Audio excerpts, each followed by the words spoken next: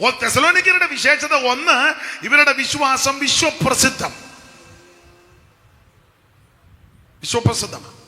രണ്ട്, ഇവരെല്ലാവർക്കും മാതൃകാ വിശ്വാസികളാണ്. അതിപ്പം വലിയ ബുദ്ധിമുട്ടാ കണ്ടു കിട്ടാൻ. ഏതാ?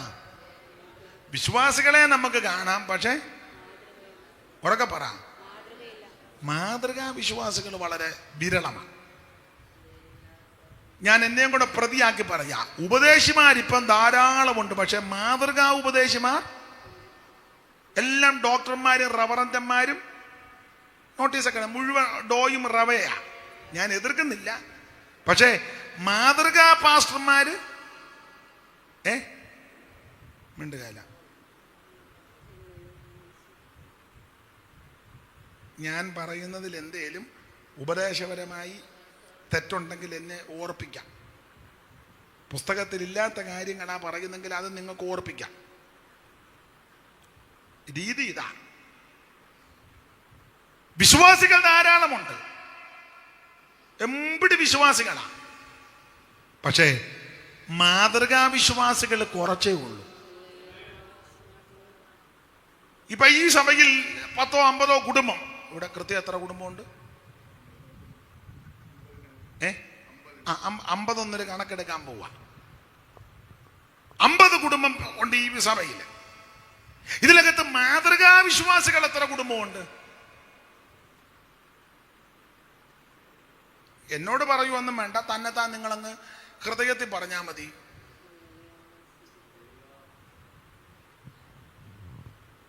ഉപദേശിമാർ, പാസ്റ്റർമാർ ധാരാളമുണ്ട്. ഞങ്ങളുടെ ഒരു പയ്യൻ അവൻ്റെ അമ്മയോട് പണ്ട് പറഞ്ഞു, മമ്മി, എനിക്ക് ഈ കറുത്ത പാൻറ്റും വെളുത്ത ഷർട്ടും ഇട്ട് ഇൻ ചെയ്യുന്നവരെ പേടിയാന്ന്. അതിൻ്റെ കാരണമുണ്ട്, അത് ഞാനിപ്പോൾ പൊതുവെ പറയുന്നില്ല. കറുത്ത പാൻറ്റും വെളുത്ത ഫുൾ കൈ ഷർട്ടും ഇട്ട് ഇൻ ചെയ്ത് വരുന്ന പാസ്റ്റർമാർക്ക് സാധാരണ അങ്ങനെ ഒരു എന്തുവാ അതിന് പറയുന്നത്, നമ്മൾ കാണും, ക്ലീൻ ഷേവ്. അവന് പേടിയാന്ന്.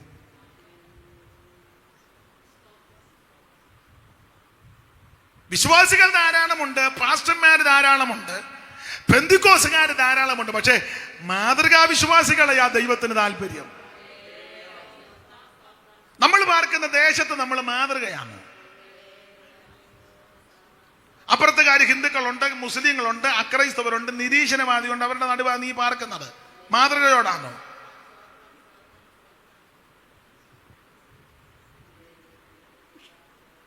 പെന്തിക്കോസുകാർ വഴക്കുണ്ടാക്കും. പഞ്ചായത്ത് മെമ്പറാ വന്ന് സമാധാനം പറഞ്ഞ്, അച്ഛൻ സമാധാനപ്പെട്. പഞ്ചായത്ത് മെമ്പർ നിരീശ്വരവാദിയാ, ദൈവം ഇല്ലെന്ന് അവൻ ദൈവം ഇല്ലെന്ന് പറയുന്നവൻ. ദൈവമോ ചുമ്മാ വിട്ടിത്തം പറയാതെ വെച്ചു. അവൻ ആ മെമ്പർ. പെന്തിക്കോസുകാർ രണ്ടുപേരോട് അടിയാ. അവസാനം പ്രശ്നം രൂക്ഷമായി. സഭ പാസ്റ്റ് പറഞ്ഞിട്ട് 1-2-8 അടുക്കുന്നില്ല. പാസ്റ്റ് എന്ന് പറഞ്ഞ് പ്രാർത്ഥിക്കുന്ന ആളല്ലേ, അങ്ങ് ക്ഷമിക്കും. ഞാൻ പ്രാർത്ഥിക്കുന്നതേ ഉള്ളൂ, പക്ഷെ ക്ഷമിക്കത്തൊന്നുമില്ല. പാസ്റ്റ് വേണേ അങ്ങ് ക്ഷമിച്ചു. എന്നാൽ പാസ്റ്റ് അപ്പുറത്തെ വീട്ടിൽ ചെന്ന് പറഞ്ഞ്, നിങ്ങൾ എന്നാ ക്ഷമിക്കും. പാസ്റ്റ് ഈ കാര്യവും പറഞ്ഞുകൊണ്ട് മേലിൽ ഈ വീട്ടിൽ ഞങ്ങൾ കാഞ്ഞിരംകുളം ഏജി പോവും. അതാ ചാവടി ഏജിന്ന് നമ്മൾ ചൊറിയെണ്ണ ഇവിടുന്ന് പറിച്ച് അപ്പുറലോട്ട് കൊണ്ട് പാസ്റ്റേ കൊണ്ട് തീർന്നില്ല. ഉടനെ പിന്നെ പ്രശ്നം രൂക്ഷ പറഞ്ഞ് പഞ്ചായത്ത് മെമ്പറെ വിളിക്കാം. അവൻ നിരീശ്വരവാദി. രണ്ടുകൂടെ കയറി കൊമ്പ് കോർത്തു. അന്ന് പഞ്ചായത്ത് മെമ്പർ പറയാ, സമാധാനപ്പെട്, അമ്മാമ്മ ക്ഷമിക്ക്. ആരോട് പറയുന്നു? നിങ്ങൾ പറ. നിരീശ്വരവാദി വിശ്വാസിയോട് പറയുന്നു. എന്തോ പറയുന്നു? ക്ഷമിക്കാൻ.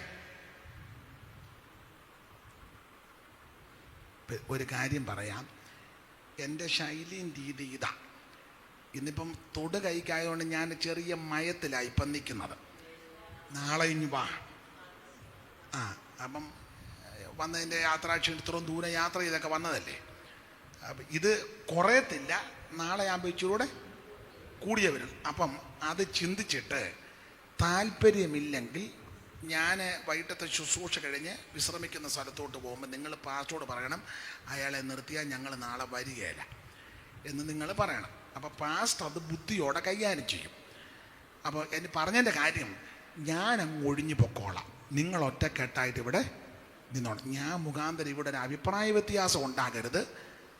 പക്ഷേ ശുശ്രൂഷയ്ക്ക് ഒരു മയോ അതങ്ങനെ.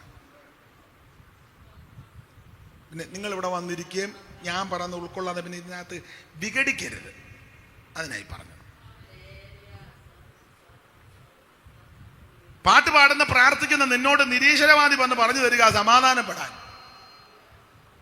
ക്ഷമിക്കാൻ. എന്ത് നല്ല മാതൃക അല്ലയോ? മിണ്ടുന്നില്ലല്ലോ ആരും. എന്നാൽ തെസലോനിക്ക വിശ്വാസികളുടെ ഒരു വിശേഷത, ഇവർ മാതൃകാ വിശ്വാസികളാണ്. ഒന്ന്, ഇവരുടെ വിശ്വാസം വിശ്വപ്രസിദ്ധം. രണ്ട്, ഇവരെല്ലാവർക്കും മാതൃകാ വിശ്വാസികളാണ്. എല്ലാം ഞാൻ വിവരിക്കുന്നില്ല. പിന്നെ ഈ ഇപ്പം ഇത് മൂടിക്കെട്ടിയിരിക്കുന്നതുകൊണ്ട് മുഖഭാവം അറിയാൻ മേല. അരിശം കയറിയിരിക്കുകയാന്നോ അതോ ഇനിയും സന്തോഷിച്ചിരിക്കുകയാന്നോ ഇടഞ്ഞിരിക്കുകയാന്നോ? ഇപ്പം ഇത് ഗുണമുണ്ട് കേട്ടോ, ഇത് ഗുണവുമാണ്. അവിടെ ഇരുന്ന് കൊഞ്ഞണം കുത്തിയാൽ പോലും പല്ല് കടിച്ചാൽ പോലും അറിയത്തില്ല. അതുകൊണ്ട് അത് ഗുണവുമായി. സ്തോത്രം. തന്നെയല്ല കടം കൊടുക്കാനുള്ളവൻ വന്നാൽ പോലും പിടികിട്ടുന്നില്ല. അവൻ നേരത്തെ നിന്നെ കണ്ടാൽ പിടിക്കാനിരിക്കുക, പക്ഷെ അടുത്തൂടെ പോയിട്ട് പോലും ഗുണവുമുണ്ട്. സ്തോത്രം. ഒരു ദൈവ പൈതൽ മാതൃകയോടായിരിക്കണം. ആരാധനയിൽ മാത്രമല്ല മാതൃക, എല്ലാ കാര്യത്തിലും മാതൃക വേണം. സ്തോത്രം, സ്തോത്രം. ആട്ടെ, ഞാൻ ദീർഘമാക്കുന്നില്ല. അപ്പോൾ ശ്രദ്ധിക്കുക, ഒന്ന്, ഇവരുടെ വിശ്വാസം വിശ്വപ്രസിദ്ധം. രണ്ട്, ഇവരെല്ലാവർക്കും മാതൃകാ വിശ്വാസികളാണ്. മൂന്നാമത്തെ ഒരു വിഷയം, ഇവര് നല്ലതുപോലെ വേർപാട് പാലിച്ചവരാ. തെസലോനിക്ക വിശ്വാസികൾ നല്ല വേർപാട് പാലിച്ചു. മോളെ ആ 9-10 വാക്യം ഒന്നുകൂടെ വായിച്ചു. അവിടെ വേർപാട് ആശയം വരുന്നത്, ഞങ്ങൾക്ക് നിങ്ങളുടെ അടുക്കൽ എങ്ങനെയുള്ള പ്രവേശനം സാധിച്ചു എന്നും ജീവനുള്ള സത്യദൈവത്തെ സേവിപ്പാനും അവൻ മരിച്ചവരുടെ ഇടയിൽ നിന്ന് ഉയർപ്പിച്ച തന്റെ പുത്രനും വരുവാനുള്ള കോപത്തിൽ നിന്ന് നമ്മെ വിടുവിക്കുന്നവനുമായ യേശു സ്വർഗത്തിൽ നിന്ന് വരുന്നത് കാത്തിരിപ്പാനും നിങ്ങൾ വിഗ്രഹങ്ങളെ വിട്ട് ദൈവത്തിങ്കിലേക്ക് എങ്ങനെ തിരിഞ്ഞു വന്നു. അപ്പൊ ഈ വാക്യം നന്നായിട്ടൊന്ന് ചിന്തിച്ചു പഠിച്ചാൽ ഇത് വേർപാടിനെ കാണിക്കുന്നതാണ്. കാരണം തെസലോനിക്ക വിശ്വാസികളിൽ സിംഹഭാഗം ആൾക്കാരും ഈ മാർഗത്തിൽ വരുന്നതിന് മുൻപ് ഇവർ വിഗ്രഹ സേവക്കാരായിരുന്നു എന്ന് പറഞ്ഞ ജാതികളായിരുന്നു. സ്തോത്രം. എന്നാൽ യേശു ക്രിസ്തുവിനെ രക്ഷിതാവായി സ്വീകരിച്ച് കർത്താവിനെ ഉള്ളത്തിൽ ഏറ്റെടുത്ത്, എന്റെ ഭാഷ പറഞ്ഞ രക്ഷിക്കപ്പെട്ട് സ്നാനപ്പെട്ട് ഈ മാർഗത്തിലേക്ക് വന്നപ്പോൾ നേരത്തെ ആചരിച്ച അനുഷ്ഠിച്ച പിന്തുടർന്ന എല്ലാം വിട്ടു. അതാ വേർപാട്. സ്തോത്രം. രക്ഷിക്കപ്പെടുന്നതിന് മുമ്പ് സിനിമ കാണുമായിരുന്നു. രക്ഷിക്കപ്പെട്ട് കഴിഞ്ഞോ? പറ. കാണുന്നുണ്ട്, കാണുന്നെന്ന് പറയണം. കാണുന്നില്ലേ, സിനിമ കാണുന്നില്ലെന്ന് പറയണം. പിന്നെ എല്ലാ സിനിമയും കാണത്തില്ല, ഞാൻ സെലക്റ്റഡ് ആയിട്ടുള്ള സിനിമയെ കാണുന്നുള്ളൂ. അത് എപ്പോഴും ഒന്നുമില്ല. നിങ്ങൾക്ക് തുറന്ന് പറയാം.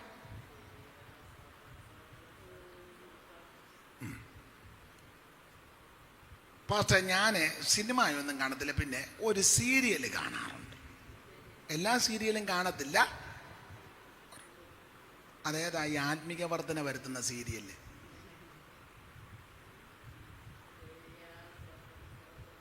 ഞാൻ ഉദാഹരണമായിട്ടൊരു കാര്യം, ഞാൻ രക്ഷിക്കപ്പെടുന്നതിന് മുന്നേ 2-3 കുപ്പി ഒരു ദിവസം കുടിക്കും. ഇപ്പം രക്ഷിക്കപ്പെട്ട് ഞാൻ അധികം കുടിക്കത്തില്ല. പിന്നെ ഇപ്പം ഓണത്തിന് അളിയനൊക്കെ വന്നപ്പം അളിയൻ കുപ്പിയായിട്ടാ മിണ്ടുന്നില്ലല്ലോ. അളിയൻ വന്നോ? അതോ അളിയൻ്റെ അടുക്കലോട്ട് പോയോ? സ്തോത്രം. പിന്നെ ക്രിസ്തുമസിന് പിന്നെ എനിക്ക് ദുഃഖം അതുപോലെ സങ്കടം വരുമ്പോൾ ചിലപ്പം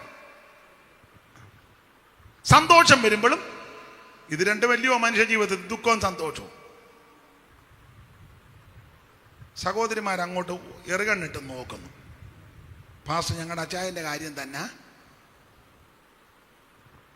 സ്തോത്രം. ആട്ടെ, നേരത്തെ ആചരിച്ചതും അനുഷ്ഠിച്ചതും പിന്തുടർന്നതും സേവിച്ചതും സ്നേഹിച്ചതിനെയെല്ലാം വിട്ടു. കാരണം ഇപ്പൊ ഈ മാർഗത്തിൽ വന്നിരിക്കുക സത്യദൈവമാകുന്ന നിത്യദൈവമാകുന്ന ഏകദൈവമായ സാക്ഷാൽ ദൈവമാകുന്ന യേശു ക്രിസ്തുവിനെ ആരാധിക്കുക. അപ്പൊ നേരത്തെ ആചരിച്ചതും അനുഷ്ഠിച്ചതിനെയെല്ലാം വിട്ടു.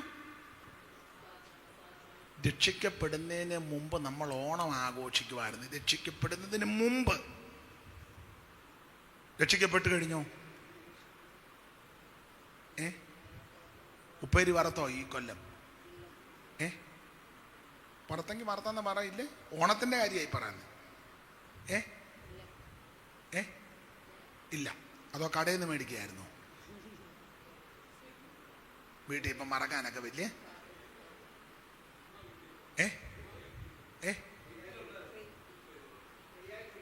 എവിടെ ഉണ്ടായിരുന്നു? ദൈവത്തിന്റെ ഓരോ കരുതലേ. ഉപ്പേരിയെല്ലാം അടിച്ചാ വന്നിരിക്കുന്നത്. അതിൻ്റെ അറിയാനുണ്ട് പ്രാർത്ഥനയുടെ. പായസത്തിൻ്റെതും ഉണ്ടായിരുന്നു. സേമിയ വെച്ചോ? പിന്നെ ഇനി എന്നാ വെക്കുന്നത്? ഓണത്തിന് നന്നാ.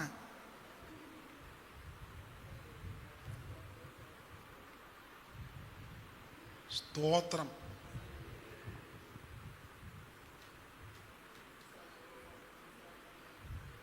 ഉപ്പേരി തെറ്റാന്നല്ല, കൊള്ളുകാലെന്നല്ല, സേമിയായും കൊള്ളുകാലെന്നല്ല, ആചാരമാണ് ഞാനീ പറഞ്ഞു.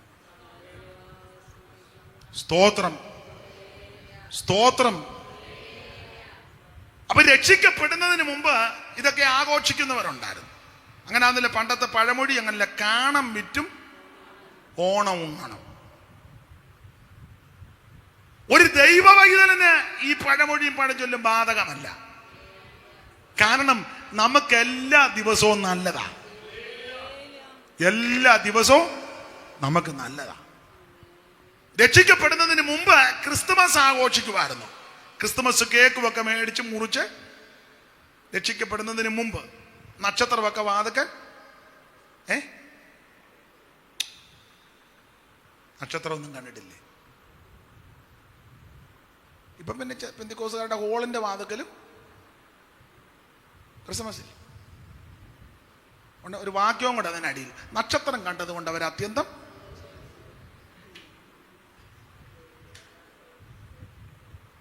വാക്യമല്ലേ? വാക്യമുണ്ട്. വാക്യം എന്നാത്തിനാ ഇല്ലാത്ത? തല്ലുണ്ടാക്കാൻ വാക്യമില്ലേ? യഹോവയുടെ കൈ വീര്യം അടിച്ചു. സ്തോത്രം. എല്ലാത്തിനും വാക്യമുണ്ട്. ഈസ്റ്റർ ആഘോഷിക്കുമായിരുന്നു രക്ഷിക്കപ്പെടുന്നതിന്. അങ്ങനെ എന്തല്ല. സ്തോത്രം. ഇവിടെ വേർപാടിനെ കാണിക്കുന്നതാ. ഞാൻ എല്ലാ ഭാഗവും എടുക്കുന്നില്ല. മിക്കവാറും നാളെ ആള് കുറയാൻ സാധ്യത കാണുന്നുണ്ട്. സ്തോത്രം. നോക്കാം. ആട്ടെ, 2 പേരേ ഉള്ളെങ്കിലും മതി. ഇത് പിടിക്കുന്നത് കൊണ്ട് ആരെങ്കിലുമൊക്കെ പിന്നീട് കാണട്ടെ. സ്തോത്രം. അപ്പൊ തെസലോനിക്ക വിശ്വാസികളുടെ വിശേഷത 1, ഇവരുടെ വിശ്വാസം വിശ്വപ്രസിദ്ധം. 2, ഇവരെല്ലാവർക്കും മാതൃകാ വിശ്വാസികളാ. 3, ഇവര് നല്ലതുപോലെ വേർപാട് പാലിക്കുന്നവരാ. ഒരു ദൈവ പൈതൽ പെന്തിക്കോസുകാരി നല്ലതുപോലെ വേർപാട് പാലിക്കണം. എല്ലാവരും ചെയ്യുന്നതും പ്രവർത്തിക്കുന്നതും അനുഷ്ഠിക്കുന്നതും ആചരിക്കുന്നതും അനുഷ്ഠിക്കാനും പ്രവർത്തിക്കാനും ചെയ്യാനും കാണാനും നോക്കാനും നമുക്ക് പ്രമാണമില്ല. സ്തോത്രം. തുമ്പി തുള്ളാനൊന്നും പോകരുത്. കഴിഞ്ഞു. വടംവലിക്കാനൊന്നും. വടംവലി നമുക്ക് സഭയിലുണ്ടല്ലോ വടംവലി. സെക്രട്ടറി 5-6 പേര് ഇങ്ങോട്ട് വലിക്കുന്നു, ട്രഷററും 5-6 പേരും. സഭയിലില്ല. സഭയിൽ പാനൽ, വടംവലിയല്ല, പാനൽ വലി അല്ലേ? ഇലക്ഷന്റെ സമയത്തൊക്കെ നല്ല നല്ല വടംവലിയല്ലേ അല്ലേ? അസംബ്ലി സോടും പുറകോട്ടൊന്നുമല്ല, നല്ല വടംവലിയാ. നല്ല ചൊവ്വിനെ വലിച്ച. പിന്നെ IPCയുടെ വലി ഞാനിപ്പോ പറയുന്നില്ല. ചർച്ചക്കോട്ടിൽ ഇപ്പം വടംവലി, നേരത്തെ അത്ര ഇല്ലായിരുന്നു. എല്ലായിടത്തും വടംവലിയാ. അതുകൊണ്ട് ഇവിടെ നമുക്ക് ആവശ്യത്തിന് വടംവലിയുണ്ട്. പിന്നെ ഓണത്തിന് പോയി ഉരുണ്ട് വീട് ഇടാകുമ്പോ ഉരുണ്ട് വീടുണ്ട. നിങ്ങൾ എന്നെ ഇങ്ങനെ രൂക്ഷമായിട്ട് നോക്കുന്നത് ഞാൻ പേടിക്കുമെന്ന് ഓർത്താന്നോ? നല്ല ചേലായി. സ്തോത്രം. പഴയ ആചാരങ്ങളും അനുഷ്ഠാനങ്ങളും മാമൂലും പിന്തുടർച്ചയും പാടില്ല. നീ ദൈവ പൈതല. കർക്കശമായ വേർപാട് പാലിക്കണം. അപ്പൊ തെസ്സലോനിക്കയിലെ വിശ്വാസികളുടെ വിശേഷതയാണ് കർത്താവിന്റെ മഹത്വം. ഞാൻ അത് ദീർഘമാക്കുന്നില്ല. എനിക്ക് തോന്നുന്നത് നിങ്ങൾക്ക് വലിയ തൃപ്തി ഉള്ളതായിട്ട് തോന്നുന്നില്ല. അതുകൊണ്ട് ഇന്ന് രാത്രിയിൽ 9 മണിയാകുമ്പോൾ അങ്ങ് നിർത്തുക. ഞാൻ ഇച്ചിരിയേറെ പ്രസംഗിക്കണമെന്നൊക്കെ ഓർത്താണ് വന്നത്. പക്ഷേ ഒരു മനോഗുണം കാണുന്നില്ല. അതുകൊണ്ട് ഇങ്ങനെ കാണിച്ചാലൊന്നും പ്രസംഗിക്കുകയല്ല. അതിനൊക്കെ രീതികളുണ്ട്. അപ്പം നോക്കട്ടെ, ഇന്ന് വൈകിട്ട് കുറച്ചുകൂടെ പ്രാർത്ഥിക്കട്ടെ. ഇനി എൻ്റെ പ്രാർത്ഥനാ കുറവ് കൊണ്ടായിരിക്കാം നിങ്ങൾ ഈ ടൈപ്പായിട്ടിരിക്കുന്നത്. ഞാൻ തന്നെ കുറ്റമേറ്റെടുക്കുക. രാത്രി കുറച്ചുകൂടെ പ്രാർത്ഥിക്കാം. നാളെ നോക്കട്ടെ. അപ്പൊ ശ്രദ്ധിക്കണം. പൗലോസ് പറഞ്ഞു, ഞങ്ങൾക്ക് നിങ്ങളുടെ അടുക്കൽ എങ്ങനെയുള്ള പ്രവേശനം ലഭിച്ചു. അതിങ്ങനെ വന്നത്. ഇവരുടെ വിശ്വാസം വിശ്വപ്രസിദ്ധം. 2, ഇവര് മാതൃകാ വിശ്വാസികൾ. 3, ഇവര് നന്നായിട്ട് വേർപാട് പാലിച്ചു വരാം. അതവിടെ നിൽക്കട്ടെ. ഇങ്ങനെയുള്ള ഇവർ കുറെ നാൾ കഴിഞ്ഞപ്പോൾ ഇവരുടെ വിശ്വാസം വിശ്വപ്രസിദ്ധമാണ്. വിശ്വപ്രസിദ്ധ വിശ്വാസം ഉണ്ടായിരുന്ന തെസ്സലോനിക്കരുടെ വിശ്വാസം ഇപ്പൊ കുറഞ്ഞു. അതാ 3-ാം അധ്യായത്തിന്റെ 10-ാമത്തെ വാക്യത്തിൽ പൗലോസിനെ പ്രാർത്ഥിപ്പാൻ പ്രേരിപ്പിച്ച ഒരു പ്രധാനപ്പെട്ട ഘടകം. വായിച്ചേ 3:10. ഇനി നിങ്ങളുടെ മുഖം കാണുവാനും. അല്ലയോ തെസ്സലോനിക്കയിലെ വിശ്വാസികളെ, ഇനി നിങ്ങളുടെ മുഖം കാണുവാനും നിങ്ങളുടെ വിശ്വാസത്തിന്റെ കുറവ് തീർപ്പാനുമായി കുറവ് തീർക്കാൻ പോവുക. അപ്പൊ ഇവർക്ക് ആ വാക്യത്തിന്റെ വെളിച്ചത്തിൽ ഇവരിപ്പോൾ വിശ്വാസത്തിൽ എങ്ങനെയുള്ളവരാ? കുറവുള്ളവരാ. ആരംഭത്തിൽ എങ്ങനെ ആയിരുന്നു? ഇവരുടെ വിശ്വാസം വിശ്വപ്രസിദ്ധമാണ്. നല്ല വിശ്വാസം, നിറഞ്ഞ തികഞ്ഞ വിശ്വാസികളായിരുന്നു. എന്നാൽ കുറെ നാൾ കഴിഞ്ഞപ്പോൾ ഇവരുടെ വിശ്വാസത്തിന് കുറവ് സംഭവിച്ചു. എന്തിനാ അവരുടെ കാര്യം പറഞ്ഞ? നമ്മുടെ കാര്യവും അല്ലേ? ഞാൻ എന്നെയും കൂടെ പ്രതിയാക്കുക. ഞാനും കുറ്റക്കാരനാ. ഞാൻ എന്നെ പ്രതിയാക്കുക. നമ്മൾ വിശ്വാസമാർഗത്തിൽ വന്നപ്പം, ഇപ്പം ഈ കോവിഡ് ആയതുകൊണ്ടാണ് എല്ലാവരും കസേര അകലം പാലിച്ചൊക്കെ ഇരിക്കുന്നത്. പണ്ട് നമ്മൾ വിശ്വാസത്തിൽ മുട്ടയിലിരുന്ന ആത്മാവിലാകുന്നത് ഇല്ലേ? ഇപ്പോഴോ എത്രയോ നാളായി ഒന്ന് മുട്ടയിൽ ഇരുന്നിട്ട്. അന്നൊക്കെ പെട്ടെന്ന് ഇരിക്കുക എഴുന്നേക്ക്. ഇപ്പോൾ ഒന്ന് മുട്ടയിലിരുന്നാലോ ആരെങ്കിലും വന്ന് കൈ തരണം, എന്നാലേ. അല്ല പിന്നെ കയ്യും കുത്തി അവിടെ കിടന്ന് കറങ്ങുന്ന കാണാം. അരിയാട്ടുന്നത് പോലെ കിടന്ന് ആട്ടിയാലേ ഒന്ന് വയ്യ. കുറ്റം പറയല്ല. പണ്ട് യോഗത്തിന് വന്നിരുന്ന പ്രാർത്ഥിക്കാന്ന് പറയുമ്പോഴേ നമ്മൾ കണ്ണടക്കിയ. ഇപ്പം പ്രാർത്ഥിക്കാന്ന് പറഞ്ഞ ഉടനെ കണ്ടോ രീതി കണ്ടോ? പണ്ട് സഭായം അങ്ങോട്ട് പ്രാർത്ഥിച്ച് നിർത്തിയ ഉടനെ പാട്ടെടുത്തിടും. ഇപ്പോഴല്ല, പണ്ട് പ്രാർത്ഥിച്ചങ്ങോട്ട് കണിങ്ങനെ ഉന്നം പിടിച്ചിരിക്കുക പാട്ട് പാടാൻ. ആ തീക്ഷണ പാട്ടുപുസ്തകമൊക്കെ എടുത്തിങ്ങനെ നല്ല ഓർമ്മയില്ലാത്തവർ പാട്ടുപുസ്തകം അത് ആവശ്യമാണ്. ഇങ്ങനെ ഇരിക്കും. പാസ്റ്റർ അങ്ങോട്ട് പ്രാർത്ഥിച്ച് ആമേൻ പറയുമ്പോൾ വാഴ്ത്തിടുന്നു പാടാൻ പറഞ്ഞല്ലേ? ഞാൻ എൻ്റെ രീതി പറഞ്ഞതാ. കുഴപ്പമൊന്നുമില്ല, പാടിക്കൊണ്ട് തെറ്റൊന്നുമല്ല, നല്ല പാട്ടല്ലേ. അപ്പൊ ആരംഭ സമയത്ത് അത്രയും തീക്ഷണതയാ. ഇപ്പോഴോ പാസ്റ്റർ പ്രാർത്ഥന നിർത്തി അവസാനം ഒരു പാട്ട് പാടാം, ആരും പാടുന്നില്ല. പാടിയാട്ടെ, ഒന്ന് പാട്ട് പാടുന്ന ഏത് പാട്ടാണ്? പിന്നെ ചില മാസ്റ്റർമാർ പറയും ഏതേലും ഒരെണ്ണം പാട്. എൻ്റെ ദൈവത്താൽ അവന് ഇതിനെപ്പറ്റി യാതൊരു ബോധവും. സ്തോത്രം. ആരാധന തുടങ്ങുമ്പോൾ ഏത് പാട്ട് പാടും ഒന്നും അറിയത്തില്ല. അപ്പൊ ആരംഭകാലത്ത് നല്ല തീക്ഷ്ണതയാ. ഇപ്പൊ പിന്നെ സഭകളിൽ അധികം സാക്ഷ്യത്തിന് സമയം കൊടുക്കുന്നില്ല. പണ്ടൊക്കെ സാക്ഷിക്കുള്ള സമയം നല്ല വെടി തീർക്കും പോലെ പഴയ അമ്മച്ചിമാര് 2 ശീലി പാട്ടുമൊക്കെ പാടി ചാടി ഒരു എഴുന്നേപ്പും. ഇപ്പോഴോ ഇരുന്ന് ആലോചിക്കും പറയണോ, കാരണം എന്തെങ്കിലും കുരുക്കൊപ്പിക്കാനായി ആലോചിക്കുന്നത്. പിന്നെ ആ കൂടെ പറഞ്ഞ സാക്ഷി മോൻ ദുബൈയിൽ നിന്ന് വന്നിട്ടുണ്ട്, അവന് വേണ്ടി എല്ലാവരും പ്രാർത്ഥിക്കണം. വീടിൻ്റെ പണി നടന്നുകൊണ്ടിരിക്കുന്നു. ബ്ലസ്സിക്ക് ഒരു വിവാഹം നടക്കണം. പിന്നെ ഞാൻ ശാരീരികമായിട്ട് ആരാധന കഴിഞ്ഞ് മെഡിക്കൽ കോളേജിൽ പോകുന്നുണ്ട്. ഇതൊക്കെ അല്ലേ സാക്ഷി? കഴിഞ്ഞ ദിവസം പോയി ഷുഗർ നോക്കിയപ്പോൾ 300. ഇതൊക്കെ എപ്പോഴത്തെ സാക്ഷി. പണ്ടങ്ങനല്ല. 2 ശീലി പാട്ട് പാടി ചാടി എഴുന്നേറ്റ് പറഞ്ഞു ഞാൻ കഴിഞ്ഞ ആഴ്ചയോട് സുവിശേഷം പറഞ്ഞു, 2 കുടുംബം വരാമെന്ന് സമ്മതിച്ചിട്ടുണ്ട്, നിങ്ങൾ പ്രാർത്ഥിക്കണം, എൻ്റെ കുഞ്ഞ് അഭിഷേകം പ്രാപിക്കാൻ പ്രാർത്ഥിക്കണം, സ്തോത്രം, എനിക്ക് കുറച്ചുകൂടെ കൃപ പ്രാപിക്കണം. ഇതൊക്കെ ആരംഭം. വിശ്വാസം കുറഞ്ഞതിന് ഞാൻ ലക്ഷണം പറയുക അല്ലേ? അപ്പൊ ആരംഭകാലത്ത് തെസ്സലോനിക്കയിലെ വിശ്വാസികളുടെ വിശ്വാസം വിശ്വപ്രസിദ്ധമാണ്. എന്നാൽ കുറെ കൊല്ലങ്ങൾ കഴിഞ്ഞപ്പോൾ ഇവരുടെ വിശ്വാസത്തിന് കുറവ് സംഭവിച്ചു. കുറവുള്ളത് കൊണ്ടാണെന്നില്ല പൗലോസ് അവർക്ക് വേണ്ടി പ്രാർത്ഥിക്കുന്നത്. നിങ്ങളുടെ വിശ്വാസത്തിന്റെ കുറവ്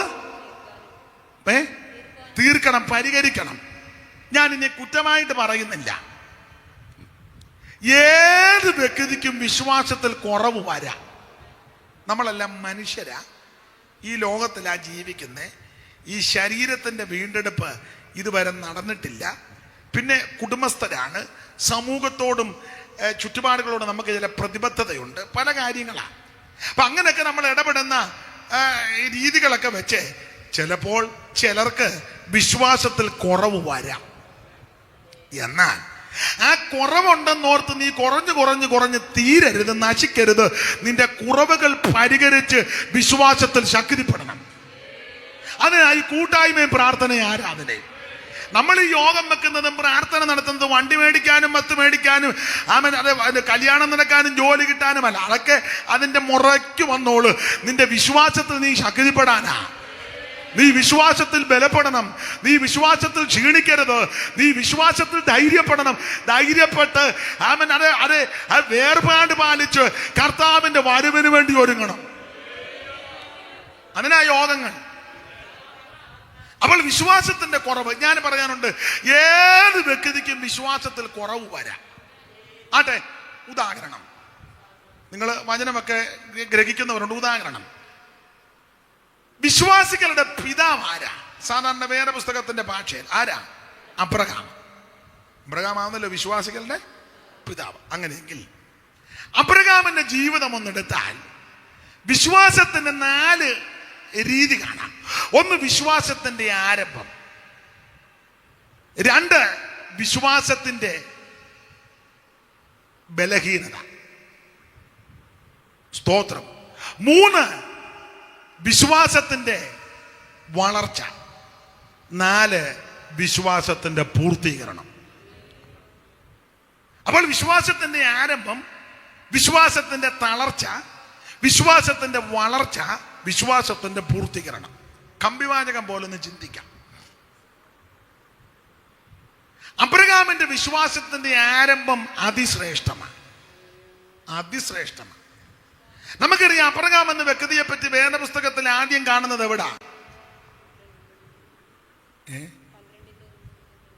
ഉറക്കപ്പറ. 12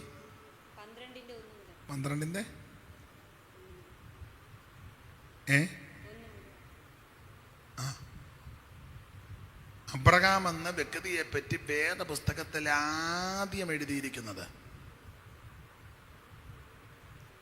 ആട്ടെ, സമയം പോകുന്നു. ഉൽപ്പത്തി പുസ്തകം 11-ാം അധ്യായത്തിന്റെ 26 വായിച്ചേ. തേരഹിന് 70 വയസ്സായപ്പോൾ തേരഹിന് 70 വയസ്സായപ്പോൾ അവൻ അബ്രാം, നാഹോർ, ഹാരാൻ എന്നിവരെ ജനിപ്പിച്ചു. വേദപുസ്തകത്തിൽ അബ്രഹാമിനെ പറ്റി ആദ്യം കാണുന്ന ഉൽപ്പത്തി 11:26. 12-ാം അധ്യായത്തിൽ അബ്രഹാമിന്റെ വിളിയെ കാണുക. ഇനി 12-ന് വായിച്ചേ മോളെ. യഹോവ അബ്രഹാമിനോട് അരുളി ചെയ്തത് എന്തെന്നാൽ, നീ നിന്റെ ദേശത്തെയും ചാർച്ചക്കാരെയും പിതൃഭവനത്തെയും വിട്ട് പുറപ്പെട്ട് ഞാൻ നിന്നെ കാണിപ്പാനിരിക്കുന്ന ദേശത്തേക്ക് പോകണം. അപ്പൊ അബ്രഹാമിനോട് ദൈവം പറയാ, ദേശം, ചാർച്ച, പിതൃഭവനം വിടണം. ഇത് എവിടെ വെച്ചാ പറയുന്നത്? ആ 11-ന്റെ ഒടുവിലത്തെ വാക്യം വായിച്ചേ. തേരഹിന്റെ ആയുഷ്കാലം 205 സംവത്സരമായിരുന്നു. തേരഹ് ഹാരാനിൽ വെച്ച് മരിച്ചു. ഇനി 12-ാം അധ്യായത്തിൽ പറയുകയാണ് യഹോവ അബ്രഹാമിനോട് അരുളി ചെയ്തത്. അപ്പൊ ഇത് എവിടെ വെച്ചാ പറഞ്ഞേ? ഹാരാന് വെച്ചു. അപ്പൊ ഉൽപ്പത്തി 11-ന്റെ ഒടുവിലും 12-ന്റെ ആദ്യ വാക്യം കൂടെ ചേർത്ത് പിടിച്ചാൽ ഹാരാന് വെച്ച് ദൈവം പറയുകയാ, ദേശവും ചാർച്ചയും പിതൃഭവനവും വിടണം. ശരി, പക്ഷേ ഹാരാന് വെച്ച് പറഞ്ഞു പരമാർത്ഥമോ? പക്ഷെ ഹാരാന് വരുന്നതിന് മുന്നമേ പറഞ്ഞതാ. വായിച്ചേ, അപ്പോസ്തല പ്രവൃത്തി 7-ാം അധ്യായത്തിന്റെ 1-2. നമുക്ക് അറിവുള്ള വാക്യമാണ്, എന്തായാലും വായിച്ചു. സ്തേഫാനോസിന്റെ പ്രഥമ പ്രസംഗത്തിൽ പറഞ്ഞ കാര്യമാണ്. ഇതാ ഉള്ളത് തന്നെയോ എന്ന് മഹാപുരുഷെന്ന് ചോദിച്ചാൽ അവൻ പറഞ്ഞത്, സഹോദരന്മാരും പിതാക്കന്മാരുമായുള്ള പുരുഷന്മാരെ കേട്ടുകൊള്ളുവിൻ. നമ്മുടെ പിതാവായ അബ്രഹാം പണ്ട് ഹാരാനി വന്ന് പാർക്കുന്നതിന് മുമ്പ് മെസപ്പൊട്ടോമിയായിരുന്നപ്പോൾ തന്നെ തേജോമയനായ ദൈവം അവന് പ്രത്യക്ഷനായി. നിന്റെ ദേശത്തെയും നിന്റെ ചാർച്ചക്കാരെയും വിട്ട് ഞാൻ നിനക്ക് കാണിച്ചു തരുന്ന ദേശത്തേക്ക് ചെല്ലുക. അപ്പൊ ശ്രദ്ധിച്ചേ, ഇവിടെ വായിക്കുന്നത് ഹാരാനി വരുന്നതിന് മുമ്പ് സ്ഥലവും പറഞ്ഞു, മെസപ്പൊട്ടോമിയായിൽ ഇരിക്കുമ്പോ തന്നെ. അപ്പോൾ ഉൽപ്പത്തി 11-12 അധ്യായം പഠിക്കുമ്പോൾ ഹാരാന് വെച്ച് ഇടപെട്ടതായിട്ടാ കാണുന്നത്. ശരി, പക്ഷെ ഹാരാന് വരുന്നതിന് മുന്നമേ ദൈവം ഇടപെട്ടതാണ്. മെസപ്പൊത്തോമിയായി വെച്ച ദൈവം പറഞ്ഞു, നീ ദേശം, ചാർച്ച, പിതൃഭവനം വിട്ട് പുറപ്പെടണം. അബ്രഹാം ദൈവശബ്ദം കേട്ടപ്പോൾ പുറപ്പെട്ടു. 3 കാര്യം വിടാനാ പറഞ്ഞ: ദേശം, ചാർച്ച, പിതൃഭവനം. അബ്രഹാം വിട്ട് പുറപ്പെട്ടിറങ്ങണം. അബ്രഹാം 3 കാര്യം വിട്ടോ?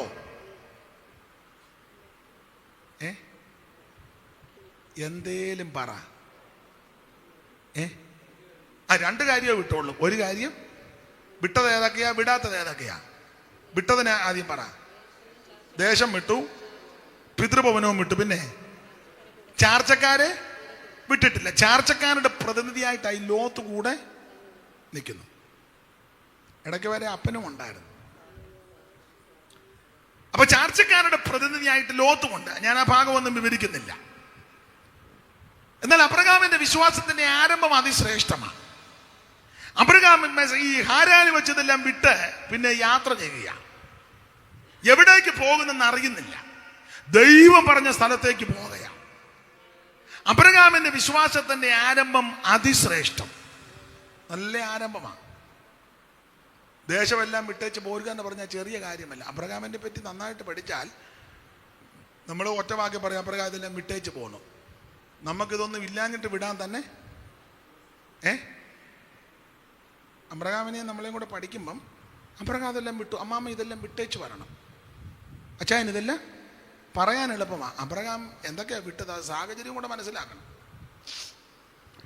അബ്രഹാമിനെ പറ്റി പഠിക്കുമ്പോൾ ഒന്ന്, അബ്രഹാമിന്റെ കുടുംബം ഒരു വലിയ കുടുംബമാണ്. വേദപഠിതാക്കളിൽ ചിലർ പറയുന്നത് ഏതാണ്ട് 1800 ശിഷ്ടം അംഗങ്ങളുള്ള ഒരു മഹത്തായ ബൃഹത്തായ കുടുംബമാണ് അബ്രഹാമിന്റെ കുടുംബം. അംഗബലമുള്ള കുടുംബമാണ്, ചെറിയ കുടുംബമല്ല. ഇപ്പോഴത്തെ അണുകുടുംബം പോലല്ല. ഇപ്പൊ അപ്പനും അമ്മയും 2 പിള്ളേരും. അമ്മച്ചി എവിടെ? അമ്മച്ചി അനാഥശാലയെ വിട്ടിരിക്കുക. മിക്കയിടത്തും അമ്മമാര് പെൺപിള്ളേരുടെ കൂടെ, മോൻ്റെ കൂടെ നിൽക്കുന്നില്ല ചിലയിടത്ത്. കാരണം മരുമകൾ അമ്മേ പറ, മരുമക്കൾ പറ. യോടി മിക്ക അമ്മമാരും കൂടുതൽ സമയവും പെൺപിള്ളേരുടെ കൂടെ. അപ്പൊ അവിടുത്തെ അമ്മയും അവിടുത്തെ പെൺപിള്ളേരൊക്കെ പോയി ഇങ്ങനെ ഭർത്താവിൻ്റെ അമ്മയെ കൂടെ നിർത്താത്ത ധാരാളം പെന്തിക്കോസുകാരി സഹോദരിമാരുണ്ട്. നിങ്ങളുടെ കാര്യം എങ്ങനെയാണെന്നറിയാൻ മേലെ. പറയൊന്നും വേണ്ട. ആത്മാവിലാകുന്നതിന് ഒരു കുറവും ഇല്ല. നന്നായിട്ട് മറുഭാഷയും പറയും, മേപ്പോട്ടിക്ക് പൊട്ടി ചാടുകയും ചെയ്യും. ഇപ്പം 5 ബൈബിളായി. കാരണം കുത്തഴിഞ്ഞ് ബൈബിളിൻ്റെ എപ്പോഴും അങ്ങ് മറിച്ച്. പക്ഷേ അപ്പനെ അമ്മയും വീട്ടിൽ നിർത്തുകയില്ല. എല്ലാവരും എടുക്കപ്പെട്ടതാണെന്നോ അതോ അല്ല, അനക്കോ ഒന്നും കേൾക്കുന്നില്ല. സ്തോത്രം.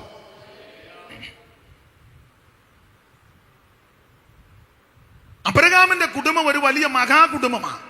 1800 ശിഷ്ടം അംഗങ്ങളുള്ള മകത്തായ ബൃഹത്തായ വലിയ കുടുംബമാണ് അബ്രഹാമിന്റെ കുടുംബം. പക്ഷേ ദൈവശബ്ദം കേട്ടപ്പോൾ കുടുംബത്തെ വലുതായി കണ്ടില്ല, കുടുംബം വിട്ടേച്ചിറങ്ങി. നമ്മൾ ചിലരോട് സുവിശേഷമൊക്കെ പറയല്ലേ, അച്ചായ മാനസാന്തരപ്പെടണം, യേശുവിനെ അറിയണം, രക്ഷിക്കപ്പെടണം, സ്നാനപ്പെടണം, അഭിഷേകം പ്രാപിക്കണം, ആമേ കൃപയിൽ വരണം എന്നൊക്കെ പറയുമ്പോൾ ചെല്ലു പറയും, തങ്കച്ച ഇതെല്ലാം ഞങ്ങൾക്ക് അറിയാം, ഇത് സത്യമാണെന്നും അറിയാം. പക്ഷേ തങ്കച്ചൻ ഉദ്ദേശിക്കും പോലെ ഞങ്ങളുടെ കുടുംബം എന്ന് പറഞ്ഞാൽ ഈ കാഞ്ഞിരംകുളം പൂവാറ എന്ന് പറയുന്ന സ്ഥലത്ത് ഞങ്ങളുടെ കുടുംബക്കാരെന്ന് പറഞ്ഞാൽ വലിയ നമ്പർ 1 കുടുംബമാണ്. അങ്ങനെ പെട്ടെന്നൊന്നും ഇറങ്ങി വരാൻ